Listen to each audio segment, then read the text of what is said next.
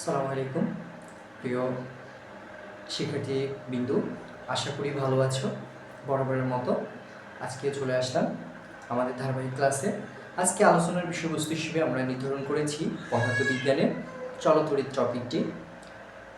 তোমরা জানো যে পদার্থবিজ্ঞানের সূচনালগ্ন থেকে এখন পর্যন্ত বিজ্ঞানের অগ্রযাত্রায় সবথেকে বেশি ভূমিকা পালন করা একটি এলিমেন্টস যেটা হলো জলবিদ্যুৎ। এই জলবিদ্যুৎ ছাড়া তোমার প্রাত্যহিক জীবন তুমি কল্পনাই করতে পারো না। শুধু তোমার নয়, এই পৃথিবীতে অবস্থানরত যে অগ্রগতি, এই অগ্রগতি নিমিষেই স্বস্তিমিত হয়ে যাবে এই তড়িৎ ছাড়া, অর্থাৎ এই বিদ্যুৎ ছাড়া। তো যাই হোক, এই বিদ্যুতের বেসিক ক্লাসটাকে আমি আজকে 4টা স্টেপে সাজিয়েছি। আশা করি এই 4টা স্টেপ তোমরা পুঙ্খানুপুঙ্খভাবে দেখার পরে এবং খাতা কলমের ব্যবহার যদি সঠিকভাবে করো, আশা করি মাধ্যমিক লেভেলে এই চলতরিৎ নিয়ে তোমাদের মনের মধ্যে আর কোনো কিন্তু থাকবে না, থাকবে না, থাকবে না। ঠিক আছে, চলে আসি। এটা একটি পরিবাহী পদার্থ। তুমি চিন্তা করো, তোমার বাসা বাড়িতে যে পরিবাহী তার রয়েছে, অর্থাৎ যেটার সাহায্যে এখন তোমার মাথার উপরে অবস্থিত যে ফ্যান ঘূর্ণায়মান, মনে করো এটা সেই পরিবাহী একটি তার। এখন এই তারের মধ্য দিয়ে কি যাচ্ছে? ইলেকট্রন। এটা তোমার বাসা বাড়িতে অবস্থিত 220 ভোল্টের যে লাইনটি রয়েছে, সেই লাইনের একটি তার কল্পনা করো। এই তারটাকে বলা হয়, মানে এই তারের মধ্য দিয়ে যে কারেন্টটা প্রবাহিত হয় সেটাকে বলা হয় এসি কারেন্ট, অর্থাৎ অল্টারনেটিভ কারেন্ট।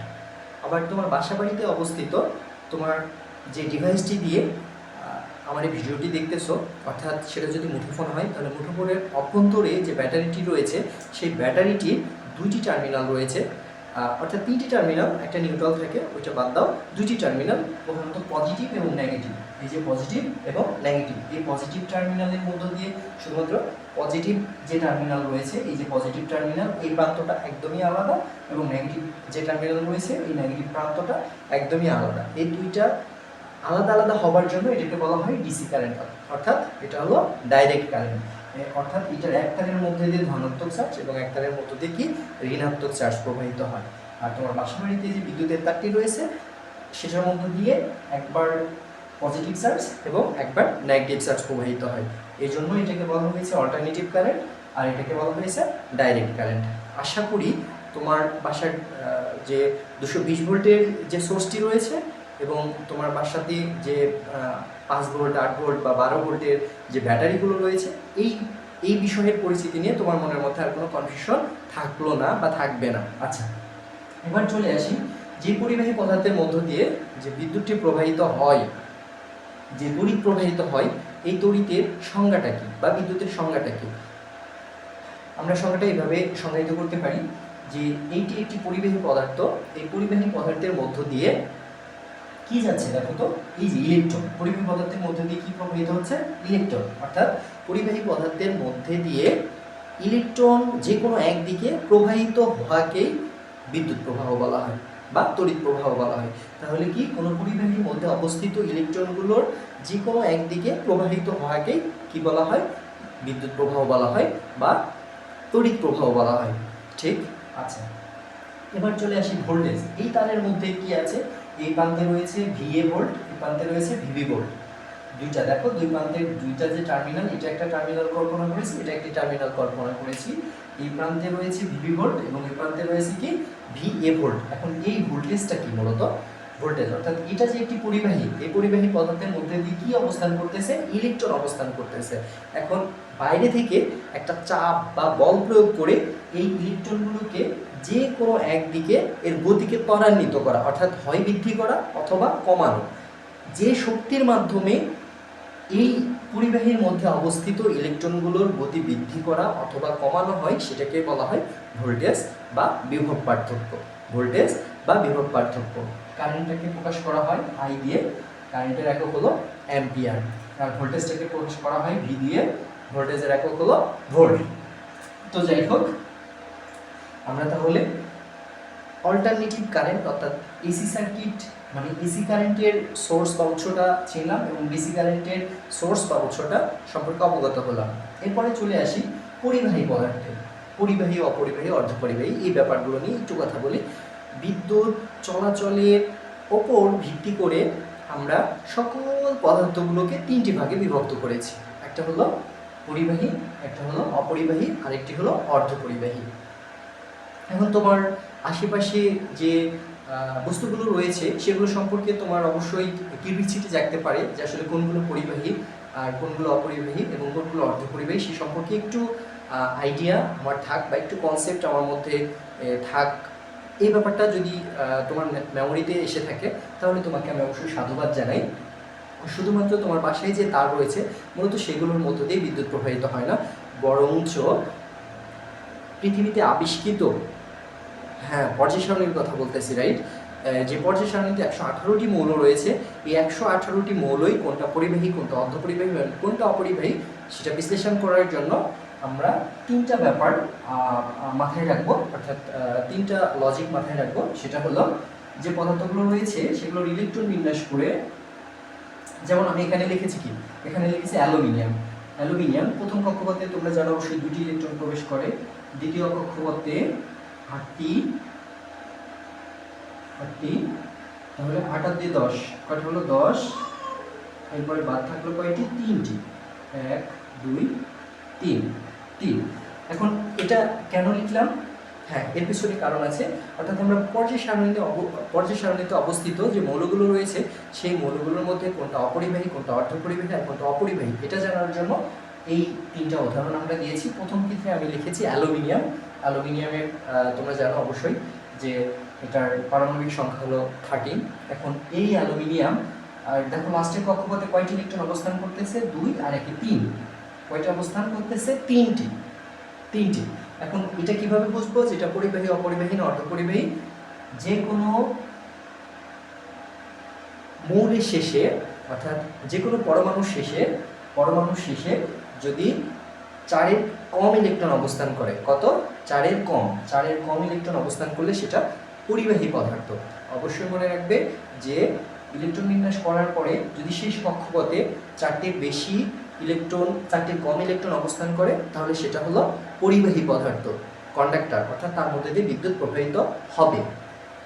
তারপর এটা দেখিয়েছি অপরিবাহী পদার্থ, এটা আমরা নাইট্রোজেন লিখেছি। আমরা নাইট্রোজেনের পারমাণবিক সংখ্যাটা দেখিয়েছি 7। তোমরা অবশ্যই জানো প্রথম কক্ষপথে 2টি ইলেকট্রন অবস্থান করে, তারপরে কক্ষপথে কয়টি ইলেকট্রন অবস্থান করে, তারপরে 8টি ইলেকট্রন অবস্থান করে, কিন্তু আমাদের বাদ আছে কয়টি, যেহেতু নাইট্রোজেনের 7 তাহলে 2 4 5 আর 2 7, অর্থাৎ লাস্টের কক্ষপথে আমাদের ইলেকট্রন অবস্থান করতেছে 5টি। যেহেতু লাস্টের কক্ষপথে 4-এর অধিক ইলেকট্রন রয়েছে সুতরাং এটা অপরিবাহী পদার্থ। তারপরেরটাই চলে আসো। তারপরেরটা আমরা দেখিয়েছি কার্বন 6, মানে কার্বনের পারমাণবিক সংখ্যা হলো 6। প্রথম যে কক্ষপথ রয়েছে সেখানে ইলেকট্রন অবস্থান করবে কয়টি, 2টি, তারপরে কয়টি করবে, 8টি। কিন্তু প্রথম কক্ষপথে 2টি ইলেকট্রন দিয়ে দিবার পরে কার্বনের আর কয়টি ইলেকট্রন অবশিষ্ট থাকতেছে, 4টি, অর্থাৎ লাস্টের কক্ষপথে যে 4টি ইলেকট্রন অবস্থান করতেছে, সুতরাং কোনো মৌলের শেষ কক্ষপথে যদি 4টি ইলেকট্রন অবস্থান করে তাহলে সেটা অবশ্যই অর্ধপরিবাহী পদার্থ। কি পদার্থ, অর্ধপরিবাহী পদার্থ। গুড। তাহলে আমরা পরিবাহী চিনলাম, অপরিবাহী চিনলাম, অর্ধপরিবাহী চিনলাম। আমরা কারেন্টের সংজ্ঞা জানলাম, ভোল্টেজের সংজ্ঞা জানলাম। এখন আমাদের বাদ থাকলো রেজিস্ট্যান্স। রেজিস্ট্যান্স শব্দের অর্থ কি? রেজিস্ট্যান্স শব্দের অর্থ হলো রোধ। যে কোনো সার্কিটের মধ্য দিয়ে যদি তড়িৎ প্রবাহিত হয় তাহলে প্রাথমিক পর্যায়ে আমরা 3টা বিষয় সম্পর্কে একটা কনসেপ্ট পেয়ে থাকি এবং ওই 3টা বিষয় সম্পর্কে আমাদের মাধ্যমিক লেভেলে ক্যালকুলেশন করতে হয়। সেই 3টা ব্যাপার, একটা হলো বিদ্যুৎ, একটা হলো ভোল্টেজ, একটা হলো রেজিস্ট্যান্স। এই 3টা, আর এই 3টার মাধ্যমে আরেকটা ব্যাপার চলে আসে, সেটা হলো ক্ষমতা বা পাওয়ার। কি, ক্ষমতা বা পাওয়ার। যাই হোক, তাহলে আমরা এখানে রেজিস্ট্যান্সের সংজ্ঞাটা দেওয়ার চেষ্টা করব। রেজিস্ট্যান্স বা রোধ কাকে বলে? কোনো পরিবাহীর মধ্য, মনে করো এটা একটা পরিবাহী, এই পরিবাহীর মধ্য দিয়ে কি প্রবাহিত হয়, বিদ্যুৎ। অর্থাৎ এই পরিবাহীর মধ্য দিয়ে বিদ্যুৎ প্রবাহের সময় পরিবাহীর ধর্মের জন্য, অর্থাৎ এই পরিবাহীর বিভিন্ন ধরনের ধর্ম রয়েছে, এই ধর্মের জন্য বিদ্যুৎ প্রবাহকে বাধা দেয়। এই বাধা দেওয়াকেই বলা হয় ওই পরিবাহীর রোধ বা রেজিস্ট্যান্স। অর্থাৎ কোনো পরিবাহীর মধ্য দিয়ে বিদ্যুৎ প্রবাহের সময় পরিবাহী কর্তৃক যে বাধার সৃষ্টি হয় বা যে বাধা তৈরি হয়, উক্ত বাধাকেই ওই পরিবাহীর রেজিস্ট্যান্স বা রোধ বলে। ওকে, ঠিক আছে।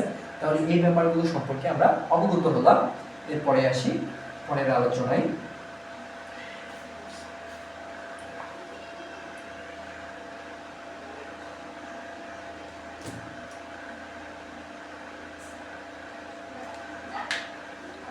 যাই হোক, মাধ্যমিক লেভেলে আমাদের গাণিতিক সমস্যাগুলো সমাধানের জন্য শুধুমাত্র একজন বিজ্ঞানীর আবিষ্কৃত সূত্র নিয়ে মাধ্যমিক লেভেলটা শেষ করে দেওয়া হয়েছে। সেই বিজ্ঞানীটির নাম হলো বিজ্ঞানী ওহম। অর্থাৎ ওহম যে কারেন্ট, ভোল্টেজ এবং রেজিস্ট্যান্স সম্পর্কিত যে সূত্রটা প্রদান করেছে, তার সূত্রের উপর ভিত্তি করে এই মাধ্যমিক লেভেলের চলতরিৎটা ডিজাইন করা হয়েছে বা প্রতিষ্ঠিত হয়েছে। তো ঠিক আছে, চলো দেখি।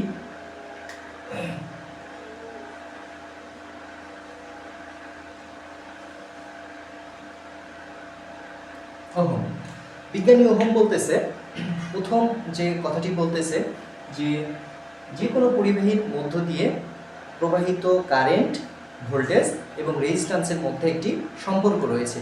এই সম্পর্কটি স্থাপনের জন্য অবশ্যই টেম্পারেচার অর্থাৎ তাপমাত্রা স্থির হতে হবে, অর্থাৎ তাপমাত্রাকে পরিবর্তনশীল বিবেচনা করা যাবে না।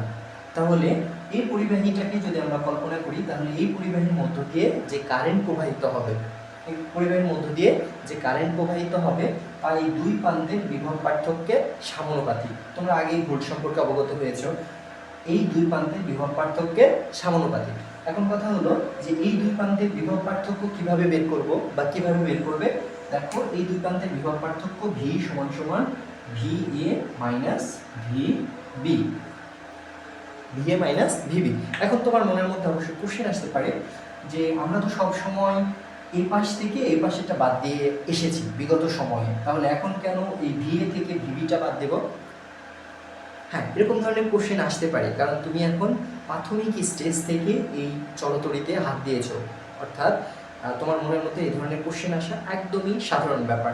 তুমি একটা জিনিস চিন্তা করো, ভোল্টেজটা কি? অর্থাৎ কারেন্টকে সামনের দিকে এগিয়ে যাওয়ার জন্য একটা চাপ বা একটা প্রেশার প্রদান করা হচ্ছে। হ্যাঁ, এখন এই চাপ বা প্রেশারটা যত দূরে যাবে তত কি কমতে থাকবে না? কমতে থাকবে না। এই কমতে থাকবে বলেই এই প্রান্তের ভোল্টেজ যা প্রয়োগ করা হয় এই প্রান্তে গিয়ে সেটা কমে যায়। এটা কি হয়ে যায়? কমে যায়। এই জন্য মোট যে পার্থক্য, এটা যদি বের করতে চাই তাহলে অবশ্যই এই প্রান্ত থেকে এই প্রান্তটা আমাদের বাদ দিতে হবে। আশা করি এই ব্যাপারটা নিয়ে আর কোনো সমস্যা তৈরি হবে না। তো ওহম বলতেছে, তার প্রথম সূত্রটা সে বলতেছে যে এই পরিবাহীর মধ্য দিয়ে যদি আই কারেন্ট প্রবাহিত হয়, কি কারেন্ট? যদি আই কারেন্ট প্রবাহিত হয় এবং এর ভিতরে এই আই কারেন্ট প্রবাহের ফলে যদি কি হয়, ভি ভোল্টেজ, অর্থাৎ ভোল্টেজের পরিমাণটা যদি ভি হয়, তাহলে I proportional V, I proportional V. অর্থাৎ কোনো পরিবাহীর মধ্য দিয়ে প্রবাহিত কারেন্ট উক্ত পরিবাহীর দুই প্রান্তের বিভব পার্থক্য, অর্থাৎ বিভব পার্থক্য ভি এর সমানুপাতিক। এটা হলো 1 নম্বর সমীকরণ। কার সমীকরণ? ওহমের সমীকরণ। এখন 2 নম্বর সূত্রে সে কি বলতেছে? 2 নম্বরে সে বলতেছে যে এই পরিবাহীর মধ্য দিয়ে যে কারেন্টটা প্রবাহিত হলো, অর্থাৎ যে আই কারেন্টটা প্রবাহিত হলো, এই আই কারেন্টটা যাওয়ার সময় যে বাধা সৃষ্টি করলো পরিবাহী কর্তৃক, যে বাধাটা সে পেল, অর্থাৎ এই বাধাটার নাম কি? রোধ, অর্থাৎ রেজিস্ট্যান্স। যে বাধাটা পেল বা যে রেজিস্ট্যান্সটা সে রেজিস্ট্যান্সটা তাকে ঘিরে ধরলো, ওই রেজিস্ট্যান্সটা ওই কারেন্টের ব্যস্তানুপাতিক। ব্যস্তানুপাতিক মানে কি? এই কারেন্ট যত জোরে যাবে রেজিস্ট্যান্সটা কি তত কমে যাবে, তত কমে যাবে। আবার কারেন্ট যত স্লো যাবে রেজিস্ট্যান্সটা কি হবে? তত বেড়ে যাবে। অর্থাৎ আই প্রপোর্শনাল 1/R। তাহলে ওহমের দ্বিতীয় সূত্রটা কি হলো? ওহমের দ্বিতীয় সূত্রটা হলো যে কোনো পরিবাহীর মধ্য দিয়ে প্রবাহিত কারেন্ট উক্ত পরিবাহীর যে রোধ বা যে রেজিস্ট্যান্স রয়েছে তার ব্যস্তানুপাতিক বা উল্টানুপাতিক। এখন এই দুটো সমীকরণ থেকে কি পাওয়া যায়? দেখো তো, এই দুটো সমীকরণ থেকে 1 ও 2 নং থেকে কি পাওয়া যায়? 2 নং থেকে পাওয়া যায় I proportional V divided by R, এটা পাওয়া যায়। এখন এটাকে যদি আমরা একটা সমানুপাতিক ধ্রুবর মাধ্যমে প্রকাশ করতে চাই তাহলে K V divided by R বা I is equal to V divided by R, এটা একক পরিবাহীর ক্ষেত্রে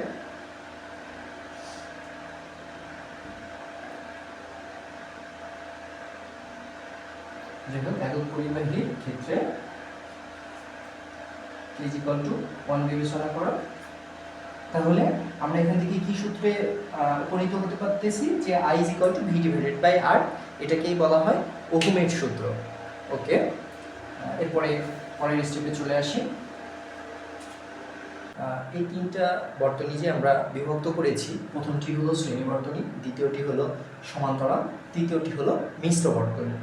মূলত এই তিনটা বর্তনীর আলোচনায় মাধ্যমিক লেভেলে রয়েছে এবং সেটা অবশ্যই প্রাথমিক স্টেজ। শুধুমাত্র ওহমের সূত্র, যে ওহমের তাপমাত্রা স্থির থাকা অবস্থায় যে সূত্রটি তিনি প্রদান করেছে, মূলত সেই সূত্রের উপর ভিত্তি করে এই তিনটা সার্কিট মাধ্যমিক লেভেলে একটু প্রাথমিক স্টেজে আলোচনা করা হয়েছে। তো আমি এই বিষয়টা ক্লিয়ার করার চেষ্টা করব A to Z। প্রথমে আমরা দেখি, এটা হলো শ্রেণী বর্তনী, এটা হলো সমান্তরাল বর্তনী, এটা হলো মিশ্র বর্তনী। তো শ্রেণী বর্তনী কাকে বলে? আগে বর্তনী সংজ্ঞাটা দিয়ে আসি। বর্তনী হলো, দেখো এটা একটা সোর্স, এই সোর্স থেকে পজিটিভ প্রান্ত হয়ে একটা বিদ্যুৎ এই পাত দিয়ে এসে এই যে নেগেটিভ প্রান্ত, নেগেটিভ প্রান্ত হলো মা। কল্পনা করো নেগেটিভ প্রান্ত হলো মা। দেখো একটা সন্তান যখন মায়ের কাছ থেকে দূরে থাকে সব সময় সে চায় যে তার মায়ের নিকট ফিরে যাবে, আর যখন সে তার মায়ের নিকট ফিরে যায় তখন কিন্তু তার পূর্ণতা চলে আসে। ঠিক তেমনি এই সার্কিটে অবস্থিত এই পজিটিভ প্রান্ত থেকে একটি চার্জ বের হয়ে যতক্ষণ না এই নেগেটিভ প্রান্তে পৌঁছাবে ততক্ষণ ওই সার্কিটে যতগুলো ডিভাইস থাকবে সেই ডিভাইসগুলো কার্যকর হবে না, যতক্ষণ না এই পজিটিভ প্রান্ত হয়ে নেগেটিভ প্রান্তে এই চার্জটা এসে না পৌঁছাবে ততক্ষণ এই ডিভাইসের মধ্যে যাই লাগাই না কেন আমি, সেটা কার্যকারী হবে না। তো এবার একটা জিনিস চিন্তা করো যে এটা যদি পজিটিভ প্রান্ত হয় আর এটা যদি নেগেটিভ প্রান্ত হয়, তাহলে এই যে বিদ্যুৎ চলাচলের সম্পূর্ণ পথ, এই সম্পূর্ণ পথটাকেই বলা হয় বর্তনী। অর্থাৎ বিদ্যুৎ চলাচলের সম্পূর্ণ পথকেই বলা হয় বর্তনী। অবশ্যই এটা দেখতে পাচ্ছ, এটা শ্রেণী বর্তনী। কেন এটা শ্রেণী বর্তনী? এটা শ্রেণী বর্তনী হওয়ার পিছনে একটাই কারণ, সেটা হলো এখানে বিদ্যুৎ চলাচলের একাধিক কোনো পথ নেই। মনে করো এই টার্মিনাল, এটা আমি কেটে দিলাম, এটা যদি কেটে দিই তাহলে দেখো আর বিদ্যুৎ চলাচল করতে পারবে না। অর্থাৎ ধনাত্মক আধানটা, এই যে চার্জ, এখান থেকে যে চার্জটা বের হবে এটা ঋণাত্মক আধানে গিয়ে পৌঁছাইতে পারবে না। আর আমি এটাই বলেছি, যতক্ষণ না কোনো চার্জ ধনাত্মক আধান থেকে ঋণাত্মক আধানে না পৌঁছাবে ততক্ষণ সে বর্তনীতে অবস্থিত যতগুলোই ডিভাইস থাকুক না কেন সেগুলো কার্যকরী হবে না। তো ঠিক আছে, এই তো চলে গেল। এখন এটা দেখি সমান্তরাল বর্তনী। সমান্তরাল বর্তনী কাকে বলে? অর্থাৎ যে বর্তনীতে বিদ্যুৎ চলাচলের একাধিক পথ রয়েছে। দেখো এখান থেকে একটা চার্জ, পজিটিভ চার্জ, এটা নেগেটিভ চার্জ। তার আগে একটা জিনিস জেনে রাখো যে বিদ্যুৎ কোন দিকে প্রবাহিত হয় বা বিদ্যুৎ চলাচলের পথটা কোন দিকে। ইলেকট্রন যেদিকে প্রবাহিত হয় এটা ইলেকট্রন, ইলেকট্রন যদি ঘড়ির কাঁটার বিপরীত দিকে প্রবাহিত হয় তাহলে বিদ্যুৎ প্রবাহিত হবে ঘড়ির কাঁটার দিকে। অর্থাৎ ইলেকট্রন যদি এই সার্কিটের এই দিক দিয়ে প্রবাহিত হয় তাহলে বিদ্যুৎ প্রবাহিত হবে এই সার্কিটের এই দিক দিয়ে। অর্থাৎ আমরা এটা বুঝবো যে বিদ্যুৎ ঠিক সেদিক দিয়ে প্রবাহিত হয় যার বিপরীত দিক দিয়ে ইলেকট্রন প্রবাহিত হয়, বা ইলেকট্রনের বিপরীত দিক দিয়ে বিদ্যুৎ প্রবাহিত হয়। ঠিক আছে, এই বর্তনীটা যদি আমরা লক্ষ্য করি যে এখানে একটা তার কেটে দিলাম আমি, দেখো মনোযোগ দিয়ে দেখো, এখানে একটা তার কেটে দিলাম, তাহলে এই সোর্সের আরও কয়টি তার আমাদের সংযুক্ত থাকলো? একটি, দুইটি। দেখো এই সোর্সের এই তার কেটে দিয়েছি, তার মানে এর মধ্যে এর মাঝামাঝি যে ডিভাইসটা আছে সেটা শুধু বন্ধ হয়ে যাবে। তাছাড়া বাকি যে দুইটা টার্মিনাল রয়েছে এই দুইটা টার্মিনাল হয়ে মনে করো এই পজিটিভ ভোল্টেজটা এই পাশ দিয়ে গিয়ে এখান দিয়ে গিয়ে নেগেটিভ আসতে পারতেছে, তার মানে কি এটা কার্যকরী। আবার এই পাশ দিয়ে গিয়ে এই পাশ দিয়ে এসে এই পাশ দিয়ে আসতে পারতেছে, তার মানে কি এটাও কার্যকরী। অর্থাৎ তোমরা মনে রাখবা একটা ব্যাপার, সেটা হলো যে পজিটিভ চার্জ যে সার্কিটের মানে সার্কিটে অবস্থিত যে তারের মধ্যে দিয়ে ঢুকে নেগেটিভ প্রান্তে যদি আসার কোনো সোর্স থেকে থাকে তাহলেই ওইটা কাজ করবে। তাহলে কি ওইটা কাজ করবে। তাহলে সমান্তরাল বর্তনীতে কি দেখতেছো? সমান্তরাল বর্তনীতে বিদ্যুৎ চলাচলের একাধিক পথ রয়েছে। আচ্ছা, তারপরটা চলে আসো।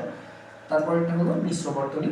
মিশ্র বর্তনী তোমরা দেখতে পাচ্ছ যে সমান্তরাল বর্তনী তো বুঝলে যে একাধিক পথ থাকে। মিশ্র বর্তনীটা দেখো, এটা হলো মিশ্র বর্তনীটা আরেকটু পরে আসি, এই দুইটার ব্যাপার আগে তোমাদের ক্লিয়ার করি। এই শ্রেণী বর্তনীর বৈশিষ্ট্যগুলো কেমন এই ব্যাপারটা আমাদের জানতে হবে। শ্রেণী বর্তনীতে টোটাল ভোল্টেজ অর্থাৎ এই ভি, এই যে ভি দেখতে পাচ্ছ, এই টোটাল ভি সমান সমান এই বিন্দুতে ভোল্টেজ সোর্স দেয়নি, এই বিন্দুতে মনে করো V1 ভোল্টেজ আর এই বিন্দুতে মনে করো V2 ভোল্টেজ, অর্থাৎ এই বর্তনীর এখানে V1 ভোল্টেজ আর এই বিন্দুতে হলো V2 ভোল্টেজ। তাহলে এই বর্তনী অর্থাৎ শ্রেণী বর্তনীর টোটাল ভোল্টেজ V সমান সমান V1 প্লাস V2, যদি আরও থাকে dot dot dot plus Vn, অর্থাৎ শ্রেণী বর্তনীর total voltage is equal two এই বর্তনীতে যতগুলো ভোল্টেজ দেওয়া থাকবে তার যোগফলই হবে এই বর্তনীর টোটাল ভোল্টেজ। আচ্ছা, তারপরে চলে আসো এই বর্তনীর কারেন্ট অর্থাৎ এই বর্তনীর বিদ্যুতের মান কত হবে। দেখো এই বর্তনীতে কি বিদ্যুৎ বের হচ্ছে? আই, অর্থাৎ আই মনে করো আই টোটাল বিদ্যুৎ, এই আইটা বের হচ্ছে হয়ে এখানে আমরা I1 কাউন্ট করলাম, এখানে I2 কাউন্ট করলাম, অর্থাৎ এই বর্তনীর তাহলে টোটাল কারেন্টটা কত হবে, অর্থাৎ এই আই সমান কত হবে? এই আই সমান হবে I1 সমান I2, অর্থাৎ একটা শ্রেণী বর্তনী যদি হয় তাহলে শ্রেণী বর্তনীর প্রতিটা বিন্দুতে কারেন্টের মান একই রকম হবে। যদি তুমি এই বিন্দুতে কল্পনা করো তাহলে কারেন্টের মান হবে কি আই, যদি এই সি বিন্দুতে কল্পনা করো তাও কত হবে? এই একই মান, অর্থাৎ আই হবে, অর্থাৎ I1 is equal two I2 is equal two I3। দেখি এবার এখানে রেজিস্ট্যান্স কত হয় বা কিভাবে পাওয়া যায় রেজিস্ট্যান্স কত। আর টোটাল অর্থাৎ এই বর্তনীতে যে রেজিস্ট্যান্স রয়েছে, রেজিস্ট্যান্সটা আমরা মনে করতেছি যে বর্তনীর টোটাল রেজিস্ট্যান্স RT, মানে R টোটাল, RT মানে R টোটাল ধরো। এই বিন্দুতে রয়েছে R1, এটা যে বাল্ব কল্পনা করা হয়েছে, এই যে বাল্ব, আর এই যে রোধের যে চিহ্নটা তোমরা দেখতে পাচ্ছ, এখানে দেখতে পাচ্ছ তোমাদের পাঠ্য বইয়ে যে রোধের চিহ্নটা দিয়ে আছে, ওইটা মূলত যে কোনো একটা ডিভাইস, সেটা হতে পারে বাল্ব, হতে পারে টিভি, হতে পারে ফ্যান বা আদার্স যে কোনো এলিমেন্টস, মূলত ওই এলিমেন্টসের মধ্যে দিয়ে বিদ্যুৎ যাওয়ার সময় যে বাধার সম্মুখীন হচ্ছে ওই বাধাটাকে ভাঙা চিহ্ন দিয়ে প্রকাশ করা হয়েছে, যে চিহ্নের মানে এই চিহ্নটার নাম হলো রোধ, অর্থাৎ এটা রোধের প্রতীক। তার মানে তোমরা আবার মনে করো না এই তারের মধ্যে দিয়ে যাওয়ার সময় যে বিদ্যুৎটা অপচয় হচ্ছে মূলত এটা ওইটারই চিহ্ন। অ্যাকচুয়ালি ফ্যানের মধ্যে যে তোমার পরিবাহীগুলো রয়েছে মূলত সেই পরিবাহী দিয়ে অতিক্রম করার সময়ে যে বিদ্যুৎটা লস হচ্ছে বা যে ভোল্টেজটা ড্রপ হচ্ছে মূলত সেটাই এইভাবে প্রকাশ করা হয়েছে। কিন্তু তোমরা সার্বিক অর্থে জেনে রাখো যে যতগুলো ইলেকট্রনিক্স ইকুইপমেন্ট আছে, অর্থাৎ বাল্ব, ফ্যান, টিভি, এসি যাবতীয় সবগুলোই কী করে? রেজিস্ট্যান্স অবজার্ভ করে, তারা প্রচুর পরিমাণে বাধার সৃষ্টি করে, আর ওই বাধাগুলোকে প্রকাশ করা হয় এই চিহ্নের মাধ্যমে। মনে করো এই বাল্বের রোধ হলো এইটা R1, যেমন এখানে শুধু আমি রোধের চিহ্ন দিয়েছি, দেখো শুধু রোধের চিহ্ন দিয়েছি। মূলত কি এগুলো কি মনে করো এক একটা ইলেকট্রিক্যাল ইকুইপমেন্ট, হতে পারে সেটা ফ্যান, হতে পারে সেটা লাইট, হতে পারে সেটা টিভি হতে পারে, অবশ্যই হতে পারে, সমস্যা নেই, টিভি হতে পারে। তো যাই হোক এই বিন্দুটা নিয়ে যখন আমরা কাজ করব তখন RT অর্থাৎ R টোটাল, এই সার্কিটের টোটাল রোধ is equal two R1 plus R2 plus dot dot dot dot plus RN, মানে যতগুলো থাকবে আর কি। তাহলে আমরা বুঝলাম শ্রেণী সার্কিট, যদি একটা শ্রেণী সার্কিট হয় তাহলে সেখানে টোটাল ভোল্টেজ সমান সমান যতগুলো ভোল্টেজ থাকবে সবগুলো ভোল্টেজের যোগফল, এই যে বীজগাণিতিক যোগফলই হবে টোটাল ভোল্টেজ।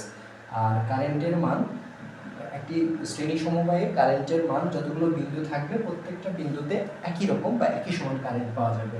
আর রেজিস্ট্যান্সের মান উক্ত বর্তনীতে প্রত্যেকটা ইকুইপমেন্টের মধ্য দিয়ে যে বাধার সৃষ্টি হবে বা যে রেজিস্ট্যান্স পাওয়া যাবে সবগুলো রেজিস্ট্যান্সের বীজগাণিতিক যোগফল সমান সমান আর টোটাল, অর্থাৎ এই বর্তনীর টোটাল রেজিস্ট্যান্স।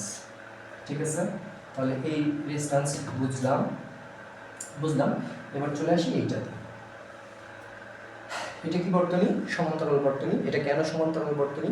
আমি বলেছিলাম যে যে বর্তনীতে বিদ্যুৎ চলাচলের একাধিক পথ থাকে সেগুলোই হলো সমান্তরাল বর্তনী। এখন এইটা যেহেতু সমান্তরাল বর্তনী, এখন সমান্তরাল বর্তনীতে আরেকটা জিনিস একটু ডিফিকাল্ট মনে হয় আমাদের, যে আসলে ধরবো কোন কোন রোধগুলো সমান্তরালে রয়েছে, অর্থাৎ কোনটার সাথে কোনটা সমান্তরালে রয়েছে। এই ব্যাপারটা নিয়ে একটু কনফিউশন তৈরি হয় বা তৈরি হয়ে আসছে বিগত যে স্টুডেন্টগুলো দেখেছি আমার লাইফে, তাদের এই ব্যাপারটা নিয়ে একটু কনফিউশন তৈরি হয় যে আসলে কোনটা কার সাথে সমান্তরাল, এটা বুঝবো কীভাবে। আজকে আমি শিখিয়ে দিচ্ছি যে সমান্তরালটা তোমরা কিভাবে নির্ণয় করবে। এই ব্যাপারটা যেন কখনো ভুলে যেও না। এই ব্যাপারটা যদি না ভুলে যাও তাহলে সমান্তরাল বিষয়টি নির্ধারণ করা আর কোনো সমস্যা হবে না। তাহলে দেখো, এই যে একটা রোধ, এই যে একটা রোধ, এই যে একটা রোধ, এই তিনটা রোধ, এই তিনটা রোধের দেখো, এই একটা তার, এই একটা তার, এই একটা তার, এই যে এটার মধ্যে দিয়ে এই যে তার, এটার মধ্যে দিয়ে এই যে তার, এটার মধ্যে এগুলো তার, এগুলো তার কল্পনা করো। এগুলো কি কল্পনা করবা? তার। দেখো, এই তিনটা রোধে তিনটা তারের মাথা এক জায়গায় লাগানো, তাই না? এই যে এই তার, এই তার এবং এই তার, এই তিনটা তারের রোধের মাথা এক জায়গায় লাগানো, কি তাই না? হ্যাঁ। তাহলে যদি রোধগুলোর মাথা মানে উভয় প্রান্তের মাথা জোড়া জোড়া লাগানো থাকে তাহলেই সেগুলো বুঝবে যে তারা পরস্পর সমান্তরাল। কি বুঝবা? তারা পরস্পর সমান্তরাল। যেমন এই যে এই রোধের মাথা, এই রোধের মাথা, এই রোধের মাথা, এই রোধের মাথা, এই রোধের মাথা, এই রোধের মাথা, এগুলো সব কীভাবে লাগে? একটা বিন্দুতে এসে সংযুক্ত হয়েছে না? যদি সংযুক্ত হয় তাহলেই সেগুলা কী রোধ? সেগুলো হলো প্যারালাল রোধ, অর্থাৎ তারা প্যারালালে রয়েছে। তো এই প্যারালাল সার্কিটের বৈশিষ্ট্যটা কি? এই প্যারালাল সার্কিটের ভোল্টেজ মনে করো V, total voltage V is equal two V1 is equal two V2 is equal two V3 is equal two dot dot dot dot Vn। অর্থাৎ এই বিন্দুতে যা ভোল্টেজ পাবো, ভোল্টমিটার যদি ধরি, এই বিন্দুতেও একই ভোল্টেজ পাবো, এই বিন্দুতেও একই ভোল্টেজ পাবো, এই বিন্দুতেও একই ভোল্টেজ পাবো। অর্থাৎ সমান্তরাল সার্কিটের ভোল্টেজ প্রত্যেকটা বিন্দুতেই কি থাকে? সমান থাকে। কি থাকে? সমান থাকে। আচ্ছা, পরবর্তীতে চলে আসো। পরবর্তীতে কারেন্টের মানটা কেমন থাকে? অর্থাৎ মনে করো এই সার্কিট দিয়ে আমার আই কারেন্ট এইটার ভিতরে প্রবেশ করতেছে। কি কারেন্ট? আই কারেন্ট প্রবেশ করতেছে। এখন আই কারেন্ট এখানে ভাগ হয়ে I1 গেছে, এটার মধ্যে I2 গেছে, এটার মধ্যে I3 গেছে। এখন এই তিনটার মান মনে করো আলাদা আলাদা। অবশ্যই। কেন আলাদা আলাদা?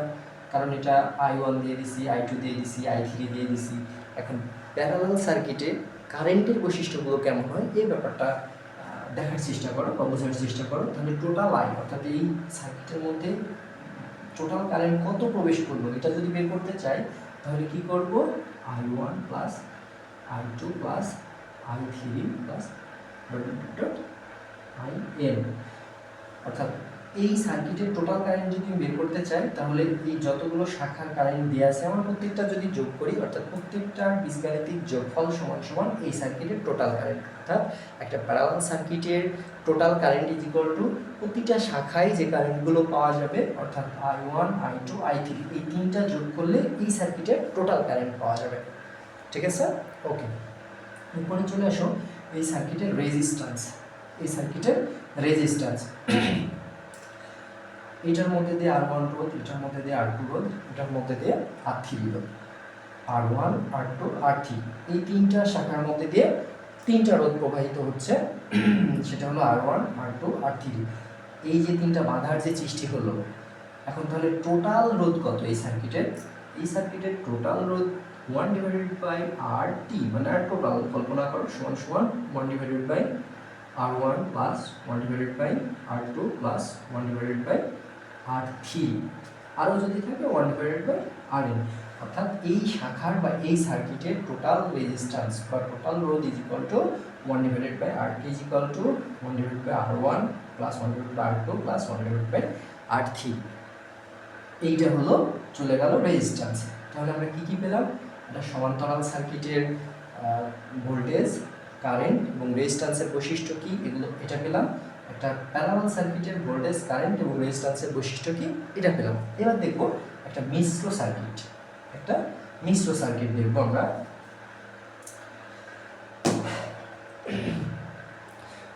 মিশ্র সার্কিটটা দেখার জন্য মূলত আগে তোমাকে একটা জিনিস অবশ্যই নির্ধারণ করতে হবে, সেটা হলো কতটুকু পয়েন্ট প্যারালাল আর কতটুকু পয়েন্ট শ্রেণী, অর্থাৎ কতটুকু পয়েন্ট প্যারালালে অবস্থান করতেছে আর কতটুকু পয়েন্ট শ্রেণীতে অবস্থান করতেছে। এই ব্যাপারটা যদি তুমি ক্লিয়ার হও তাহলে মিশ্র সার্কিট তোমার কাছে একদমই ইজি।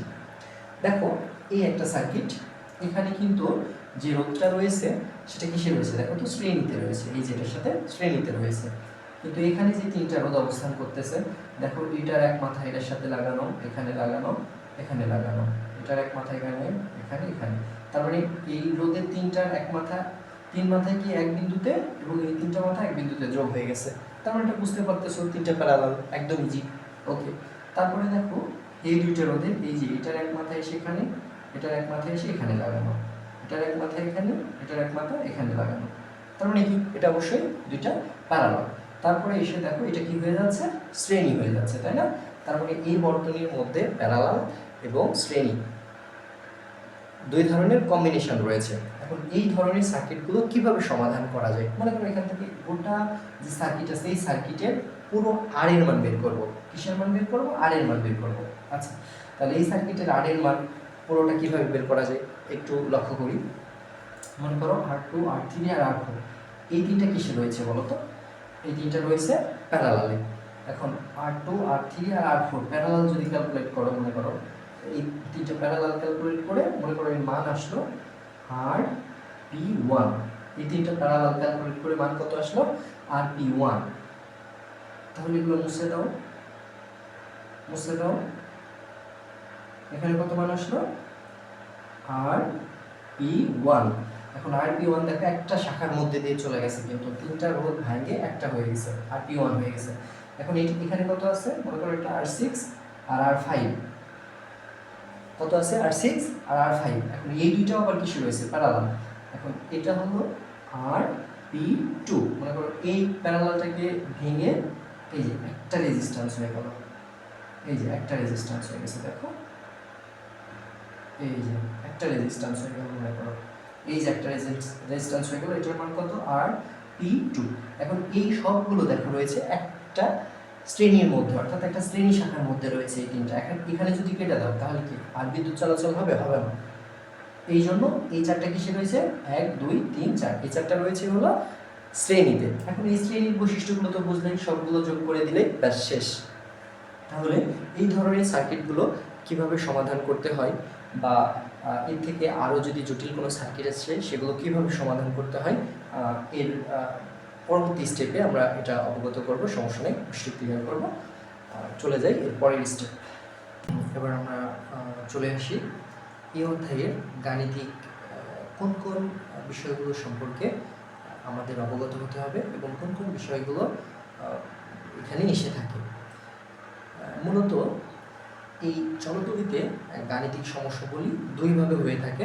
একটা হলো আমাদের ব্যবহৃত যে ইলেকট্রনিক্স ডিভাইসগুলো রয়েছে বাসাবাড়িতে, সেগুলো সম্পর্কে সেখানে ব্যয়িত শক্তি বা কোনটার পাওয়ার কত, অথবা কোনটার মধ্যে দিয়ে কত ভোল্টেজ প্রবাহিত হয়, অথবা কোনটা কতটুকু কারেন্ট অবজার্ভ করে, এই ব্যাপারগুলো। অথবা একটা সার্কিটের মধ্যে ওই যে লাস্টে যেটা দেখিয়ে আসলাম তোমাদের মিশ্র সার্কিট, এই মিশ্র সার্কিটের মধ্যে আসলে কোন শাখায় কত কারেন্ট প্রবাহিত হয়, বা টোটাল রেজিস্ট্যান্স কত, টোটাল ভোল্টেজ কত, অথবা কোন শাখার কারেন্টের পরিমাণ কেমন, এই ব্যাপারগুলো সম্পর্কে আর কি এ অধ্যায়ের যে গাণিতিক বিষয়গুলো রয়েছে এই বিষয়গুলো নিয়েই পুরো অধ্যায়টাকে সাজানো রয়েছে বা সাজানো হয়েছে। তো যাই হোক, চলে আসি আমরা গাণিতিক সমস্যার সমাধান। গাণিতিক সমস্যা ও সমাধানের ক্ষেত্রে আমাদের আগে কোন কোন সূত্রগুলো এই অধ্যায়ে আমরা পাবো সে বিষয়টাকে ক্লিয়ার করি। প্রথমেই হচ্ছে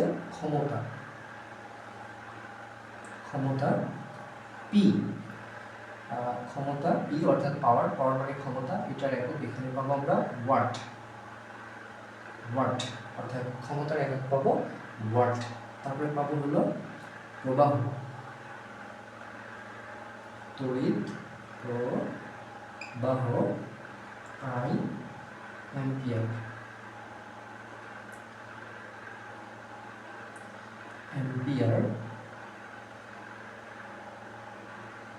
তারপরে তারপরে পাবো হলো বিভব পার্থক্য, বিভব পার্থক্য ভি, এম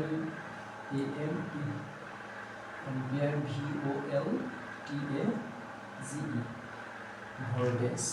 তার মানে এগুলোর একক কি? বি এর একক হলো ডাব্লিউ, একক হলো এ, এটা কালি কম, এটা হলো ওয়াট, এটা হলো এএমপি অ্যাম্পিয়ার, এটা হলো ভি ভোল্টেজ। এটা হলো এককগুলো চলে গেল। আর একটা আছে সেটা হলো রেজিস্ট্যান্স,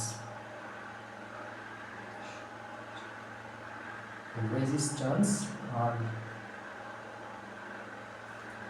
ওহম,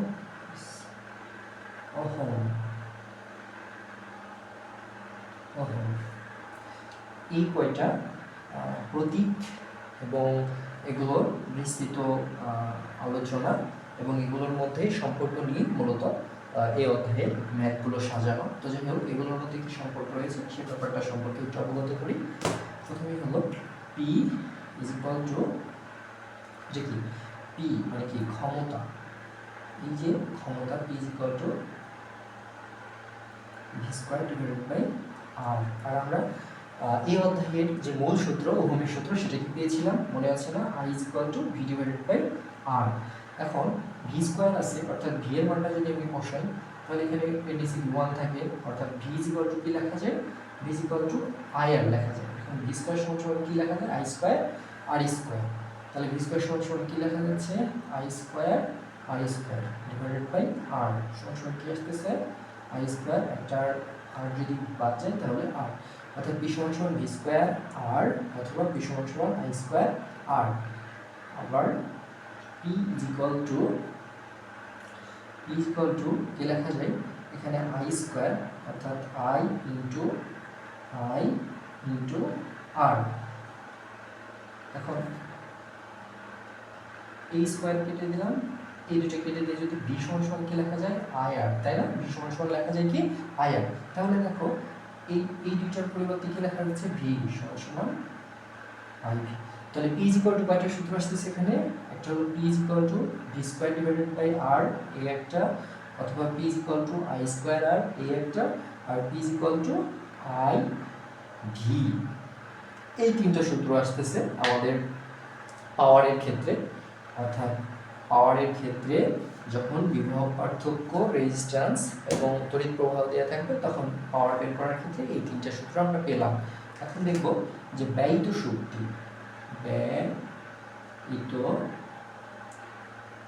ব্যয়িত শক্তি কি দ্বারা প্রকাশ করা হয়?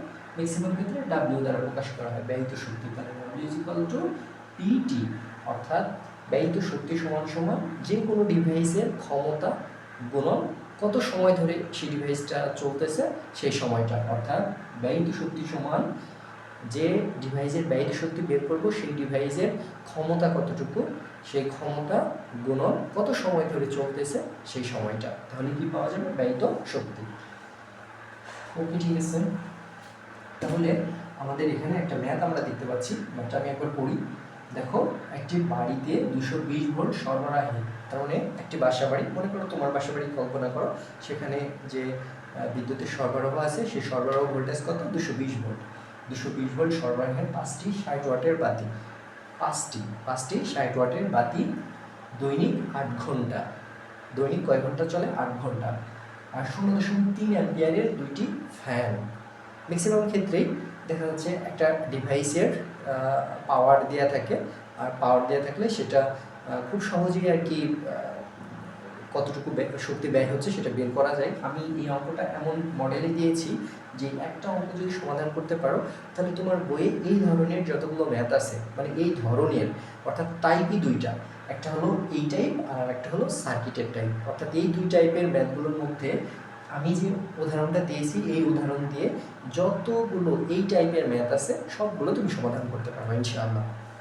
তাহলে একটি বাড়িতে 220 ভোল্ট সরবরাহের 5টি 60 ওয়াটের বাতি, দৈনিক 8 ঘন্টা, 0.3 অ্যাম্পিয়ারের 2টি ফ্যান। কয়টি ফ্যান? 2টি ফ্যান, 9 ঘন্টা, 2 হর্স পাওয়ারের একটি মোটর 3 ঘন্টা চললে 2024 সালের ফেব্রুয়ারি মাসে বিদ্যুৎ বিল কত হবে? তার মানে মনে করো তোমার বাসা বাড়িরই এই টার্মটা, যেখানে 220 ভোল্ট সরবরাহ, সেখানে তুমি 5টি বাতি চালাও, 5টি বাতি প্রতিটির ক্ষমতা 60 ওয়াট, সেটা চলে 8 ঘন্টা, 0.3 অ্যাম্পিয়ারের 2টি ফ্যান চালাও 9 ঘন্টা, 2 হর্স পাওয়ারের একটি মোটর চালাও 3 ঘন্টা। এখন 2024 সালে মানে পুরো মাস চালানোর পরে সেটা 2024-এর ফেব্রুয়ারি মাস শেষে তোমাকে কত বিদ্যুৎ বিল দেওয়া লাগবে, যেখানে প্রতি ইউনিট বিদ্যুতের মূল্য 7.5 টাকা, অর্থাৎ 7.50 টাকা। ঠিক আছে, আসি আমরা সমাধানে। তাহলে আমরা আগে এই বাতির ব্যয়িত শক্তিটা বের করে নেব। বাতির ব্যয়িত শক্তি, বাতির ব্যয়িত শক্তি, বাতির ব্যয়িত শক্তি P ইকুয়াল টু, বাতির ক্ষেত্রে দিয়ে আছে কি দেখো তো, বাতির ক্ষেত্রে দিয়ে আছে কি, P সমান দিয়ে আছে 60টি, এই সমান দেওয়া আছে কত, 8 আওয়ার, এখানে ওয়াট আর এখানে আওয়ার। তাহলে বাতির ব্যয়িত শক্তি, বাতি কয়টি, এন সমান কয়টি দেখো, 5টি।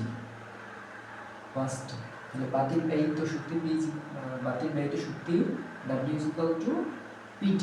বুঝে বললাম আগে ব্যয়িত শক্তি সমান সমান পাওয়ার গুণন সময়। এখন এটা তো একটার ক্ষেত্রে, একটা বাতির ক্ষেত্রে, এখন বাতি আছে কয়টা, 5টি, এই জন্য এখানে এম দিয়ে নিলাম আর কি, PTN। তাহলে 5টির ক্ষেত্রে 60 ওয়াট কত, 60 চলতেছে কত ঘন্টা, 8 ঘন্টা, 80 কয়টি, 5টি। এখন তাহলে এটা কিসে আসলো, ওয়াট আওয়ারে আসতেছে, তাই না? এককটা কিসে আছে দেখো তো, ওয়াট, আর এখানে কিসে আছে, ঘন্টা, তার মানে ওয়াট আওয়ারে আসতেছে। তাহলে কত হয়, 5 8 40, 40 আর 4 24,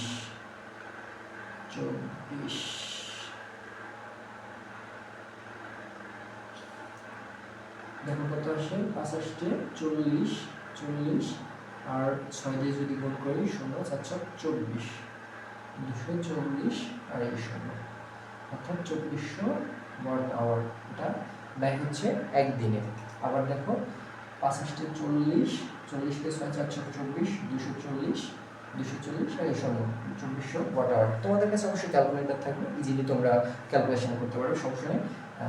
তো যাই হোক, এই 2400 ওয়াট আওয়ার এটা কিসে ব্যয়িত হলো, বাতির ব্যয়িত শক্তি। আচ্ছা, এরপরে কি আছে দেখো তো, বাতির পরে আছে হলো ফ্যান।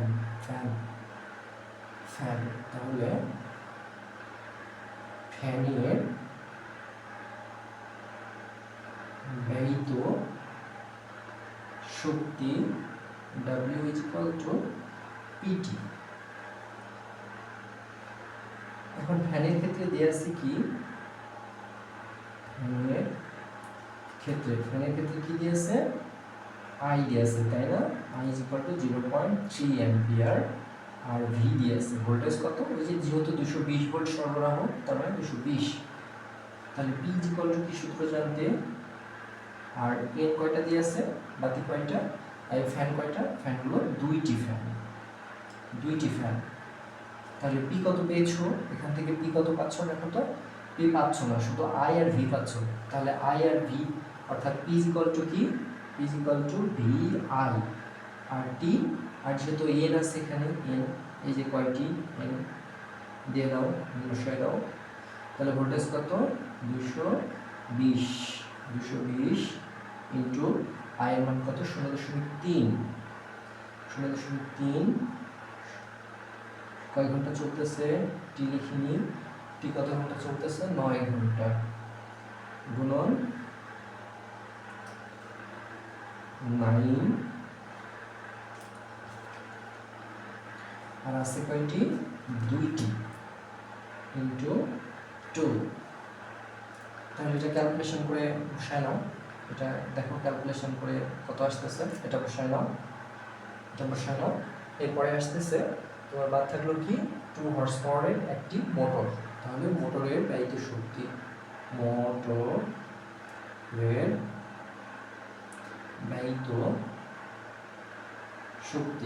তাহলে মোটরের ব্যয়িত শক্তি W ইকুয়াল টু PT। এখন মোটরের ক্ষেত্রে দেখো তো কি দিয়েছে, মোটরের ক্ষেত্রে মোটরের ক্ষেত্রে তোমার দেওয়া আছে P সমান HP হর্স পাওয়ার। কত হর্স পাওয়ার দিয়েছে? 2 HP। এখন হর্স পাওয়ার, এই হর্স পাওয়ার এককটা তোমার এটা আগে মানুষের ক্ষমতা আসলে পরিমাপ করার মতো ওরকম কোনো একক ছিল না। ঠিক তখন আসলে ঘোড়ার ব্যবহার বা ঘোড়ার প্রচলনটা অনেক বেশি ছিল। এই জন্য ক্ষমতাটাকে ঘোড়ার যে শক্তি সেই শক্তি দিয়ে আর কি পরিমাপ করা হতো। যেমন 1 horsepower is equal to 746 watt. 1 horsepower is equal to 746 watt. তাহলে 2 horsepower is equal to 746 into 2, 746 into 2 আর সময় এইচ ইজ ইকাল টু কত আওয়ার পেলাম?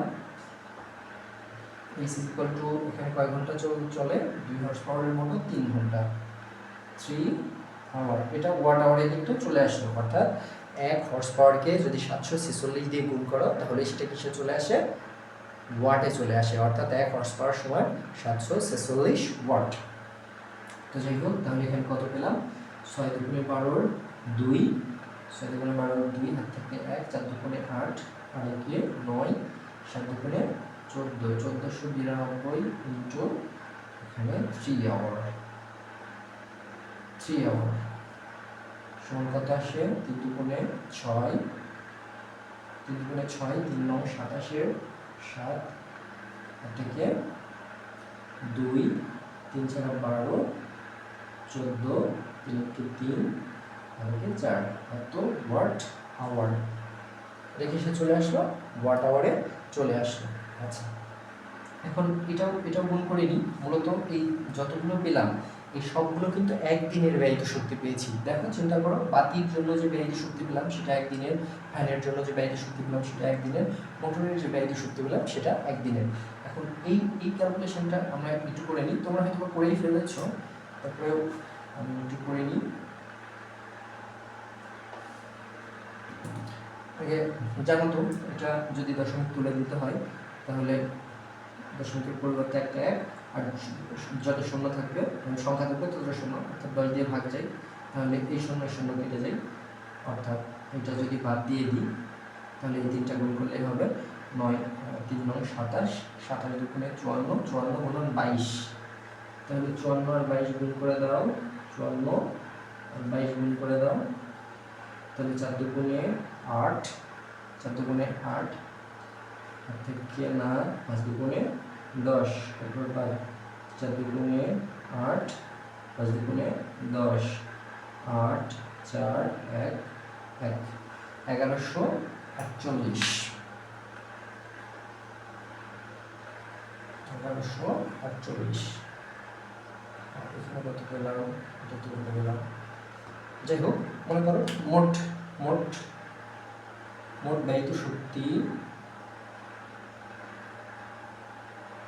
ব্যয়িত শক্তি 3টা মিলে, অর্থাৎ 3টা মিলে যে ব্যয়িত শক্তি পেলাম, মনে করো প্রথমটা কত পেয়েছিলাম? প্রথমটা কি ছিল? 5 আর 60, তাহলে 5 30, 30 300 আর চলে কয় ঘন্টা? চলে হলো 8 ঘন্টা, তাহলে 3 আসছে 24, 2400। ওকে, 2400 যোগ এখানে কত পেলাম? এখানে পেলাম 1148, 1148, এখানে কত পেলাম? 4476, 4476। টোটালটা যোগ করো, কত হয়?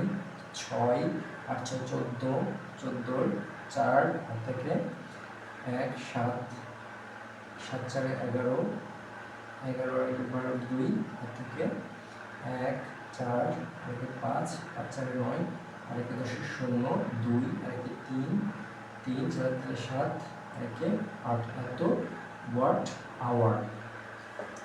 কি পেলাম? এত ওয়াট আওয়ার পেয়ে গেছি, তাই না? আচ্ছা, এখন এই ওয়াট আওয়ারটাকে ইউনিট যদি বানাইতে হয়, ইউএনআইটি ইউনিট যদি বানাইতে হয় তাহলে সেটাকে কিলো ওয়াট আওয়ারে নিয়ে আসতে হয়। কিলো ওয়াট আওয়ার, অর্থাৎ 1 kilo watt hour is equal to 1 U N I T unit, অর্থাৎ 1 kilo watt hour is equal to কত? 1 ইউনিট। তাহলে এটাকে ভাগ দাও, কত দিয়ে ভাগ দিবে? 1000 দিয়ে ভাগ দিবে। তাহলে যদি এটাকে 1000 দিয়ে ভাগ দাও তাহলে এটার মান কত দাঁড়ায় বলতো? 8.024 এত, এটা কিলো ওয়াট আওয়ার অথবা ইউনিট, ইউএনআইটি, ইউনিট, এত ইউনিট। এই এত ইউনিট বিদ্যুৎ তোমার ব্যয় হচ্ছে কয়দিনে? একদিনে ব্যয় হচ্ছে। এখন তাহলে 30 দিন, এখানে আর একটা ব্যাপার আছে দেখো, 2024 সালের ফেব্রুয়ারি মাস, অর্থাৎ 2024 সালের যদি ফেব্রুয়ারি মাস বলে তাহলে তোমাকে একটা জিনিস মাথার মধ্যে নিয়ে আসতে হবে যে 2024 সালে আসলে এটা কি লিপ ইয়ার ছিল না লিপ ইয়ার ছিল না। দেখো 2024 সাল হলো লিপ ইয়ার, অর্থাৎ যে সালটা থাকবে ওইটাকে যদি 4 দিয়ে বিভাজ্য যায় মানে ভাগ করা যায় তাহলে সেটা লিপ ইয়ার।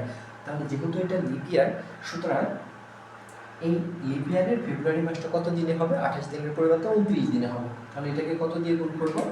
সুতরাং এক মাসে বিদ্যুৎ বিল, সুতরাং এক মাসে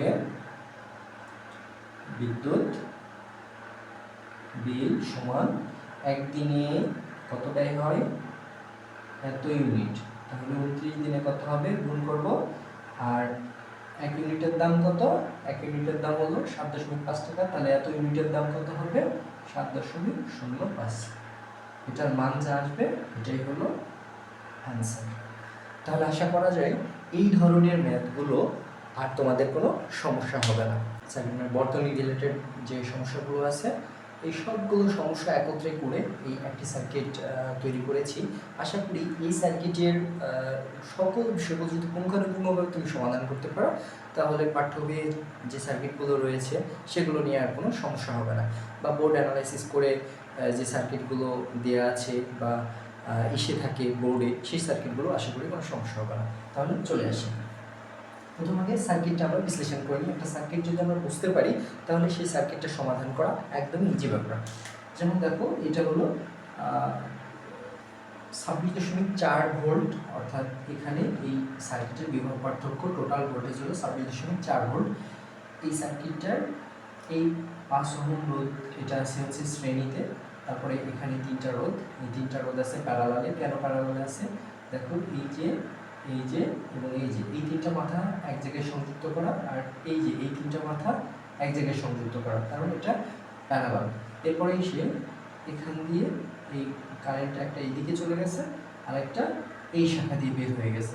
যেহেতু এটা পজিটিভ প্রান্ত থেকে গেছে, এই যে পজিটিভ প্রান্ত থেকে গিয়েছে, গিয়ে তোমার এখানে এসে দেখো এটা নেগেটিভ প্রান্তে পৌঁছাইতে পারেনি। তাহলে যেটা নেগেটিভ প্রান্তে পৌঁছাইতে পারবে না সেটা অবশ্যই কি হবে না?